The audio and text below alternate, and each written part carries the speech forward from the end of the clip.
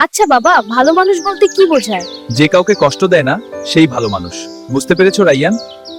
কাউকে কষ্ট দিলে কি হয়? তখন নিজের মনটাই অশান্ত হয়ে যায়। ভালো পথে থাকতে কি করব বাবা? তুমি সত্য বলবে আর মানুষের সাথে ভালো ব্যবহার করবে। গরিব মানুষ দেখলে কি করব?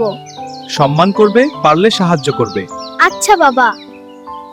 মানুষকে সাহায্য করলে কি হয়? মানুষের দোয়া পাওয়া যায়, আল্লাহ খুশি হন। তাহলে মানুষ বড় হয় কি দিয়ে? টাকা দিয়ে না, ভালো চরিত্র দিয়ে, বিবেক ও মনুষ্যত্ববোধ দিয়ে। বিবেক মানে কি বাবা? ভেতরের সেই কণ্ঠ যা বলে সত্য আর ভুলের পার্থক্য।